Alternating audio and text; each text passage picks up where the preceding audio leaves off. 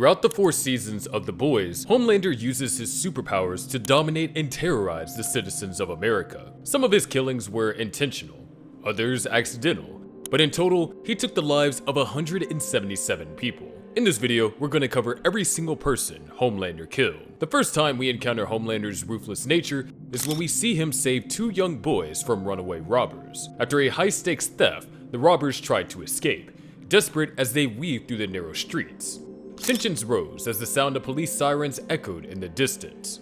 Unfortunately for them, the main duo of the 7 arrived, Queen Maeve and Homelander. Queen Maeve casually stood in front of the truck, almost bored as the robbers attempted to run her over. Of course, being a Supe, she sheared the van in half, leaving the shocked and dazed robbers stumbling out. Immediately, 2 young boys caught their sight, and the robbers tried to foolishly take them as hostages, demanding that Queen Maeve leave them alone. Homelander makes his grand entrance, looking every bit the national hero. Staying perfectly calm, he lasered one gunman and flung the other into the sky without saying a word, saving the boys. Homelander? You boys okay? Everyone rushed to take a selfie with the savior Homelander, indifferent to the gruesome death of the robber. When I first watched this, I thought Homelander was actually a good guy, but I quickly learned. Vought's media spun it as an act of heroism, reinforcing the image of Homelander as America's proud protector. But in reality, it was just another illusion, hiding the ruthless PR machine behind the cape. But things only get worse from here. The second time Homelander killed actually resulted in the deaths of 9 people. Vought, like every company ever, has a single-minded goal of increasing its control on the market. Madeline Stillwell, vice president, had an idea. Baltimore was experiencing a rise in crime, specifically homicides, and could really use a Supe to control things over there. So why not sell one of theirs? However, this deal turned sour. She invited Mayor Steve of Baltimore for a meeting to discuss his city's problems, and offered Nubian Prince one of Vought's products for the exuberant price of $300 million. However, Mayor Steve had a powerful bargaining chip: confidential information about Compound V, Vought's secret Supe creation drug. If word got out about the man-made nature of Supes, Vought would face a serious crisis. And of course, Stillwell couldn't have that. Mayor Steve boldly set his price of $200 million and wouldn't budge, unaware of the cold-blooded nature of Vought. Stillwell held her bluff, pretending to be confused and politely refused. Mayor Steve, feeling confident, left and got on a private jet back to Baltimore with his son, who suddenly noticed Homelander hovering outside. Curious, he asked his dad if they were friends. As Mayor Steve's blood ran cold, he knew it was over.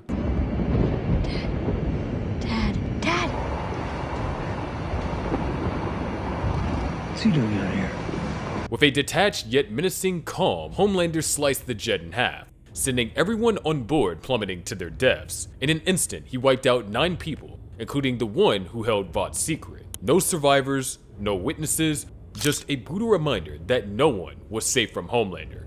He acted on his own, wiping out Vought's threat without hesitation. Power meant nothing. If Vought saw you as a problem, you were already dead. And with Homelander as their enforcer, there was no escape. And if Homelander had the guts to murder a government official in cold blood, imagine what he would do to any random assaulter. The next person Homelander killed was, let's just say, interesting. High above the city, an unnamed sniper had his sights on 7 Tower. Whoever was behind the attack was unknown, but the plan was quickly uncovered. Homelander, engaging in casual conversation with Queen Maeve, approached the sniper from behind. The sniper waited, tense, finger on the trigger, but Homelander smashed the door behind him, and before he could react, killed the terrified gunman by brutally driving his hand into his chest. To cover their tracks and protect their image, Homelander staged the scene. He picked up the sniper and fired at Queen Maeve, faking a self-defense situation. Again, it barely made a ripple in the news, but it showed the calculated way that Homelander thought. Nothing could damage the image he and Vought built for him. From this point on, it was as if killing had lost all meaning for Homelander. If someone even looked like a threat, he acted without hesitation. And more often than not, he chose the most brutal option possible. Homelander's next kill was one of his most tragic because hundreds of lives could have been saved if he had acted differently. In Season 1, Episode 4, heavily armed terrorists hijacked a plane, determined to make a statement. The situation was spiraling out of control, but Homelander knew, and he was coming. The cabin was in chaos as Homelander and Queen Maeve entered. The first terrorist barely had time to react before Homelander's heat vision burned a hole through his chest. The second tried to flee, but was sliced in half with another blast. It should have been a heroic rescue, except it wasn't. The plane's controls were damaged in the fight, leaving it doomed to crash. Queen May begged Homelander to save the passengers, even suggesting he airlift them one by one, but he coldly refused, dismissing the idea as impractical and ignoring her pleas. Take these two! No. Just these two! No, please. what? So they can tell the world that we left the rest of them to fucking die? Instead, he abandoned the plane, leaving exactly 123 people to perish as it plummeted into the ocean. The wreckage and loss of life were devastating, but Homelander turned the tragedy into a spectacle for his own benefit. His televised speech blamed the tragedy on the lack of Supes' involvement in military operations, painting himself as the victim of bureaucracy. While the public mourned, Vought spun the narrative to suit them, positioning the Seven as the solution to prevent future disasters. But Vought and Homelander didn't stop the narrative there. Vought needed to push this agenda, so Homelander had to put on a performance. He had to show the world the necessity of Supes. When he was informed about a darkened warehouse being used as a terrorist hideout, he was ordered to deliver justice. A dozen of armed men confidently faced the Supes. After all, they had numbers and firepower advantage, or so they thought. The slaughter was sudden and ruthless. The first terrorist barely had any time to react before Homelander's heat vision sliced through his throat, silencing him instantly. Chaos erupted as the others scrambled, only to meet the same fate. Moving with eerie precision, Homelander severed limbs and bodies with effortless brutality. Two men trying to flee were cut down mid-run, their torsos separated from their legs. Another took a blast to the chest, collapsing as smoke and embers rose from the wound. One terrorist tried to hide. It didn't matter. Homelander spotted him, casually decapitating him before crushing another's skull with cold indifference. The rest fell just as easily, their attempts to fight back utterly futile. When it was over, the warehouse was a smoldering wreck. Bodies lay twisted and broken, a grim display of Homelander's merciless efficiency. No survivors, no witnesses, just the unmistakable mark of his lethal precision. He killed 10, but somehow that was less shocking than the next person he killed. How would you feel if someone you trusted kept a major secret about you? You'd probably be angry, just like Homelander. But being Homelander, his anger was something far more dangerous. Madeline Stillwell, Vaught's shrewd vice president, was the only person who seemed to wield some semblance of control over Homelander. Her charm and manipulation had earned his trust, even as their lies built a fragile web around his insecurities. But their relationship meant nothing when Homelander discovered the truth about Becca Butcher and his son. The once unshakable power dynamic between them bled away, leaving Stillwell vulnerable to the violent whims of the most powerful and unpredictable being on Earth. Stillwell had returned home, only to find Billy Butcher waiting. Butcher, fueled by his vendetta against Homelander, strapped her with explosives and hoped to use her as leverage, believing she was Homelander's weakness. When Homelander arrived, however, the power dynamics shifted entirely. Calm but seething, Homelander confronted Stillwell, exposing her lies about his child and the cover-up orchestrated by Vought. Her attempts to placate him, along with apologies, fell to deaf ears, her fear only fueling his disdain. I'm so sorry. I should never have lied to you. I know now that you don't need to be protected. I'm so sorry. Will you please take Daddy upstairs?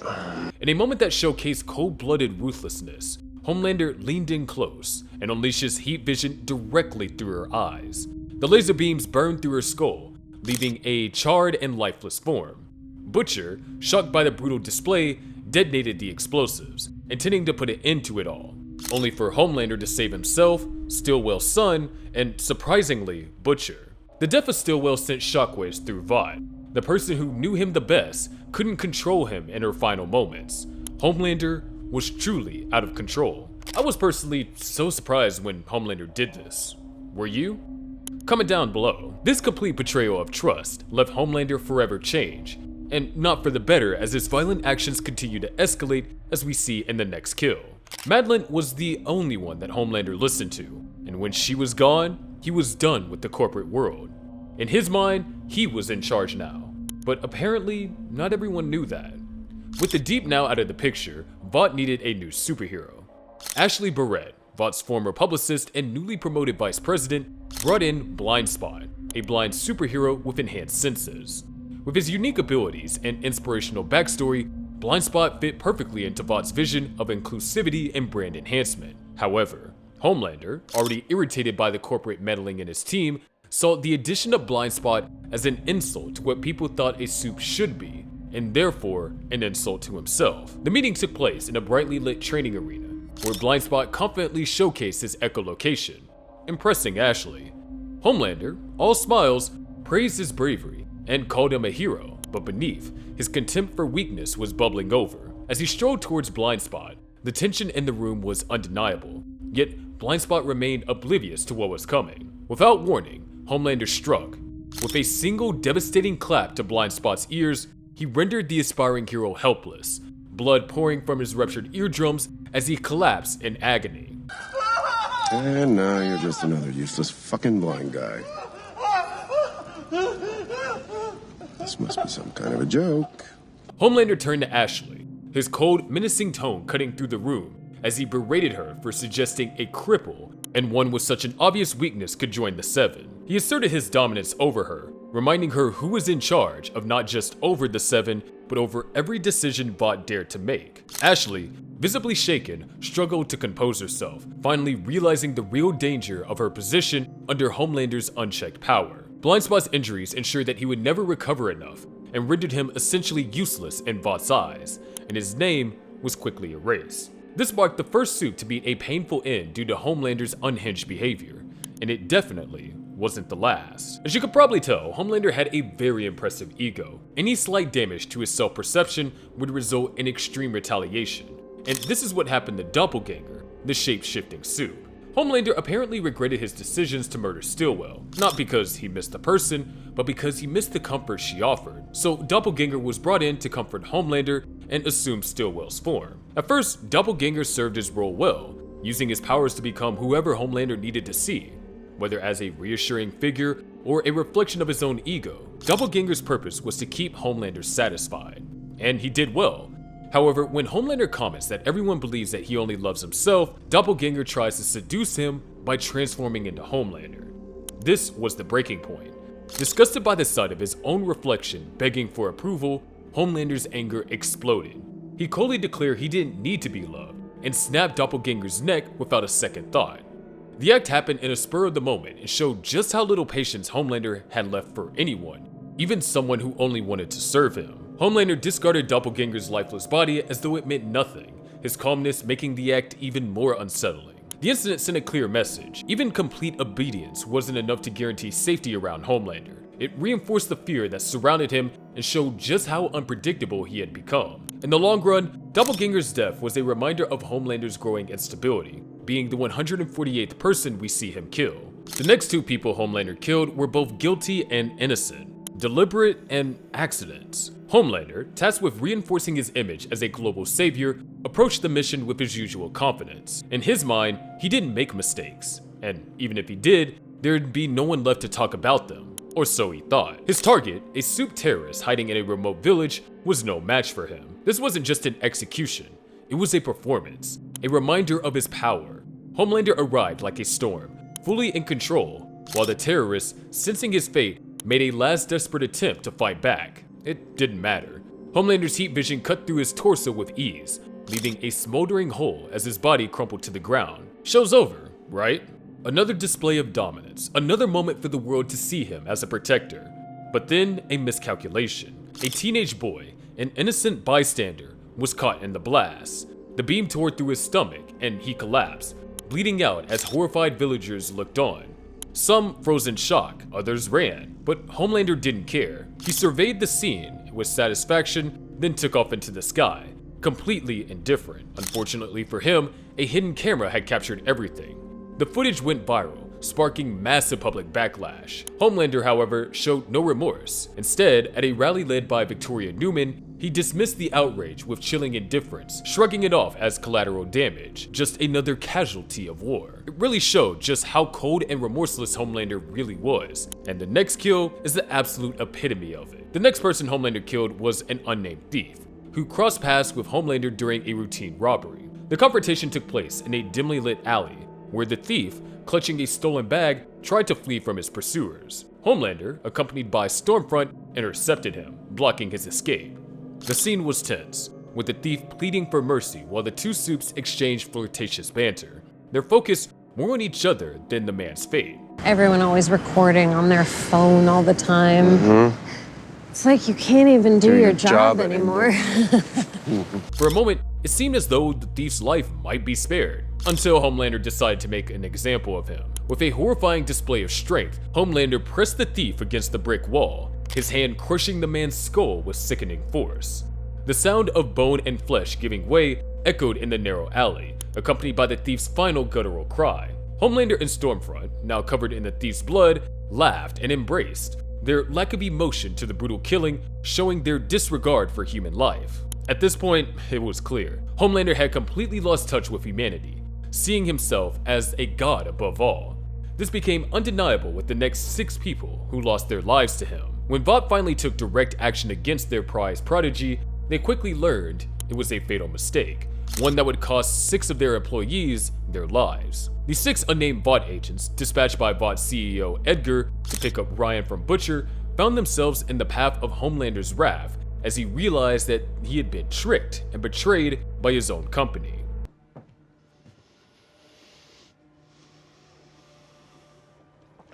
Where's my son?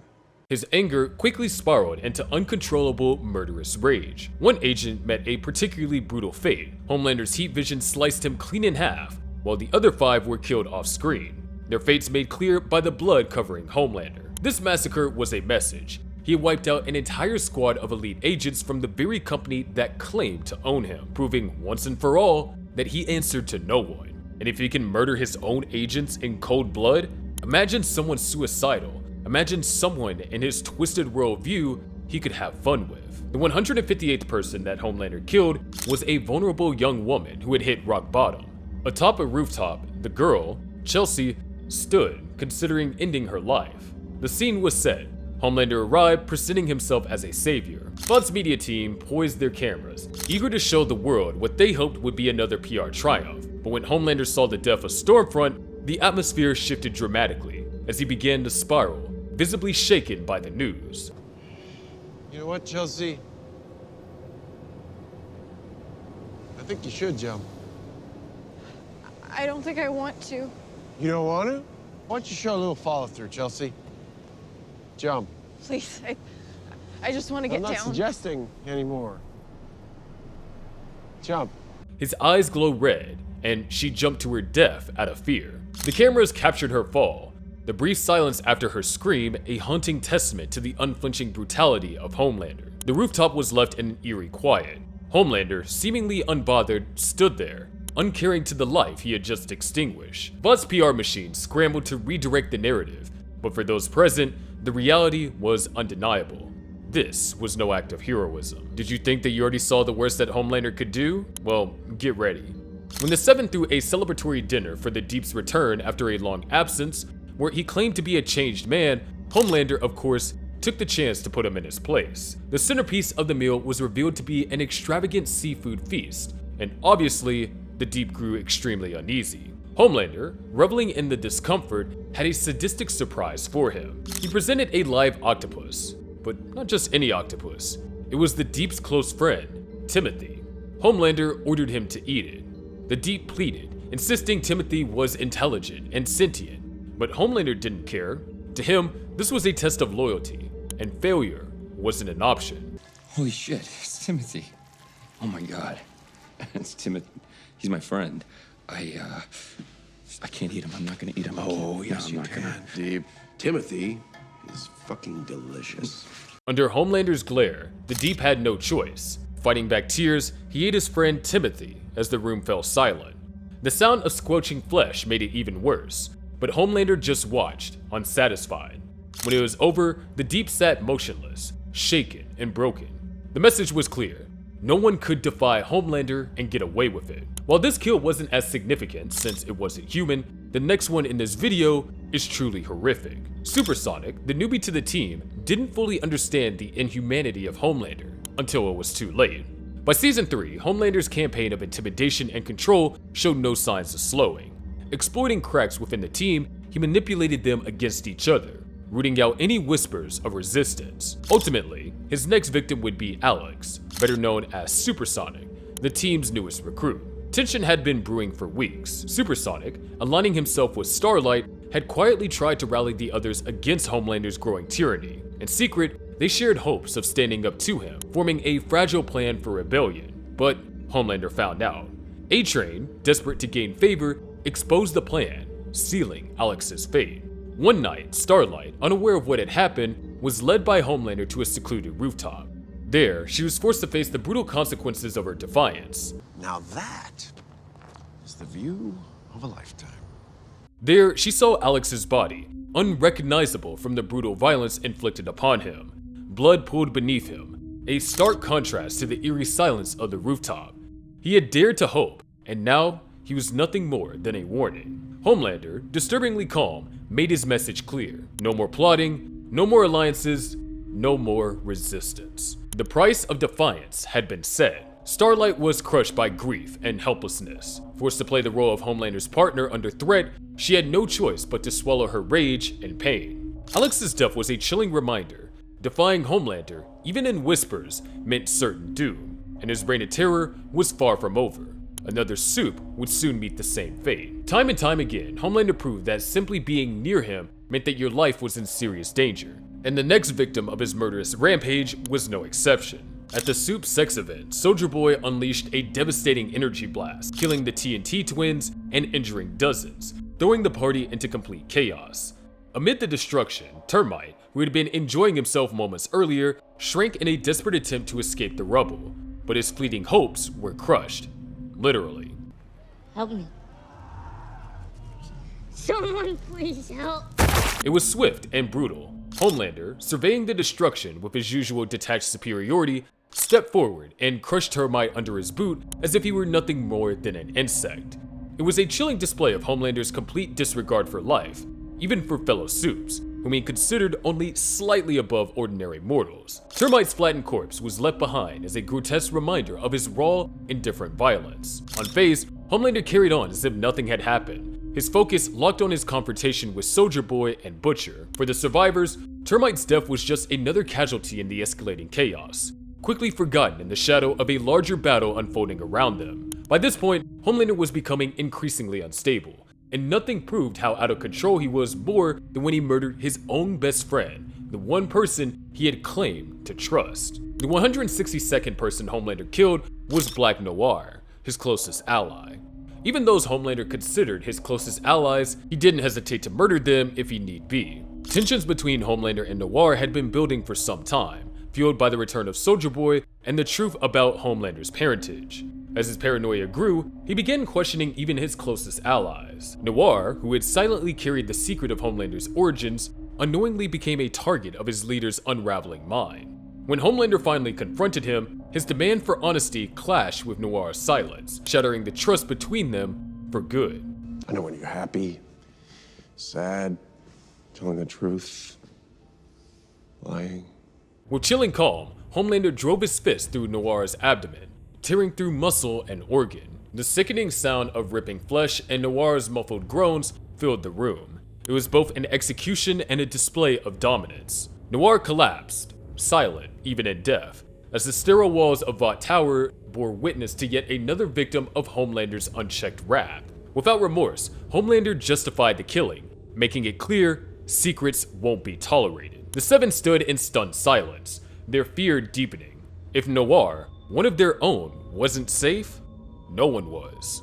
Just as he had killed the mayor, Homelander had no hesitation in eliminating anyone in his way, including a senator who had overstepped his bounds. Like Supersonic, apparently Senator Lamar Bishop didn't know the true depth of the game he was playing, and he suffered the consequences for it. Intending to exploit the weak-willed Supe, Homelander had the Deep execute an assassination of a potential threat to his influence. An ambitious man, Lamar Bishop, had hopes for vice presidency, but instead became a pawn in a dark game of power and control. Homelander, under mounting public pressure after Starlight's exposé, sought to tighten his grip on the political landscape. Paranoid and demanding absolute loyalty, he marked Senator Bishop as a threat. As always, the Deep, eager to prove his worth, was chosen to carry out the task. The murder took place in Bishop's private swimming pool, the Deep seizing the unsuspecting senator and dragging him underwater. Bishop thrashed in terror, his struggle turning into desperation as his final breath slipped away. The deep surface, visibly shaken, but there was no turning back. Under Homelander's influence, the murder was swiftly covered up, framed as a tragic accident. This really showed just how paranoid that Homelander was getting. We see this in one of the show's biggest turning points, Homelander killing someone in front of a crowd of his supporters. At a pro-Homelander rally, the crowd roared in blind devotion, celebrating their so-called savior. Yet amidst the sea of fanatics, one man dared to resist.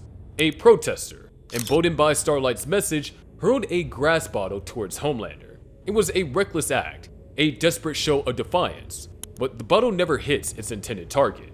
Instead, it struck Ryan. For a fleeting second, the world stood still. Ryan recoiled, startled but unharmed, while Homelander's face twisted into something far more dangerous than rage, cold, unwavering certainty. His eyes burned red, and in an instant, twin beams of searing heat shot through the air. The protester had no time to react. His skull was vaporized, and his body crumbled to the pavement. The silence was deafening. Some gasped in horror, but Todd, followed by others, erupted in cheers, their devotion unwavering. Homelander stood there, taking it all in, but his focus wasn't on the crowd. It was on Ryan. Still processing what just happened, Ryan hesitated for a moment before doing something unsettling. He smiled. This was the moment everything changed. Homelander had murdered before, but this time, it was different. This time, he did it in broad daylight, in front of cameras, and he was supported for it. It was the most chilling moment of the show, and arguably the most viral. So subscribe if you agree with me. Again and again, Homelander proves that past loyalty isn't enough. He needs complete and utter dedication, and that too, only to him. Anika, a long-serving Vought employee, was caught in the crossfire of power and paranoia, pitted against two Supes, and it served as a reminder of the cost of honesty. As Sister Sage and Homelander interrogated employees to root out connections to Starlight, Anika, unassuming and diligent, found herself under scrutiny. Sage's calm, probing questions revealed that Anika had spoken to Starlight, an action that was completely innocent, but it was seen as a betrayal by the increasingly unstable Homelander. Sage remained calm, but Homelander could barely restrain his rage. The execution was brutal and swift. As soon as Anika admitted her communication with Starlight, Homelander acted. Without hesitation, his heat vision ignited, cutting through the air and striking Anika. The searing beam left no chance for reaction or mercy, vaporizing her in an instant. What? She confessed, leak plugged. You don't think the next word out of her mouth might have been useful? Guess I am that petty. The room was filled with shock. Ashley's silent horror spoke volumes, while Sage's irritation highlighted the growing rift between her calculated approach and Homelander's impulsive brutality. For Homelander, the incident was a lesson taught.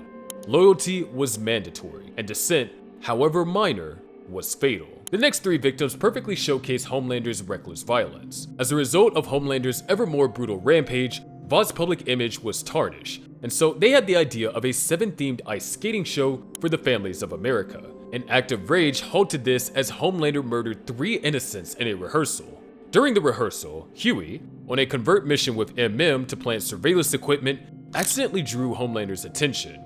Homelander lost control when he detected Huey's presence in the vents above the arena. As he chased Huey through the setting, Homelander's eyes lit up with a furious glow, and he unleashed a searing blast of heat vision to eliminate Huey. In his reckless fury, as MM flashed the stage light, Homelander's laser beam tore through the crowded area, striking the actress playing Queen Maeve by mistake. The beam literally split her in half. In the confusion, 2 more were killed by the sharp roller skates.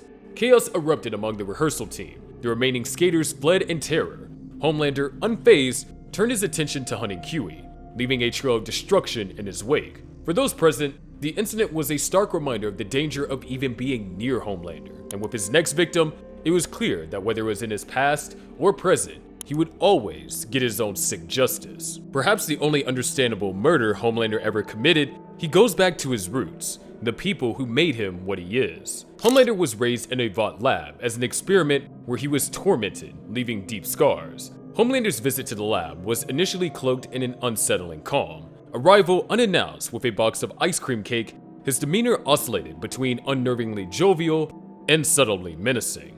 The lab staff, familiar with his volatility, treaded cautiously when Homelander began recounting memories of his childhood. Specifically, he singled out Frank, accusing him of locking him in the incinerator as a twisted game. The atmosphere grew heavier with every word, the staff frozen in fear as Homelander's tone darkened. Homelander, smirking in a twisted joke, commanded Frank to step into the incinerator, the same place where Frank had tormented him years ago. Get in the oven, Frank. Please.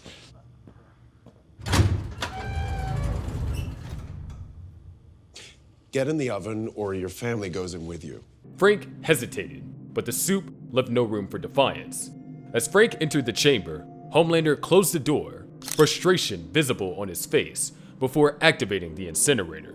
The room filled with the horrifying sounds of flames consuming flesh. The staff, already on edge, now understood that no past mistake was ever truly forgotten by Homelander.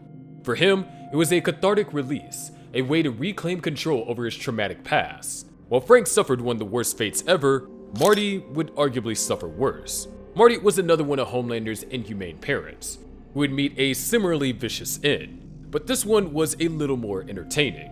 For Homelander at least. As Homelander recounted moments from his time in the lab, the atmosphere grew suffocating, his words laced with bitterness. Marty attempted to maintain composure, but his nervous glances showed his real emotions. When Homelander recalled a humiliating childhood incident where Marty had laughed at him during a deeply vulnerable moment, dread filled him. I do want you to jerk off in front of us right now. Hey, guys, come on over here. Homelander, with an eerie calm, ordered Marty to reenact the humiliating act by touching himself in front of everyone of the remaining staff. Marty, visibly trembling, laughed, nervously trying to play it off as a joke. Homelander's expression shifted from mocking amusement to icy rage, signaling the wordless threat. Homelander was enjoying himself, making fun of him while the rest of the staff looked extremely uncomfortable. Then, he gave Marty an ultimatum, a sick joke, as his facial expressions became almost insane.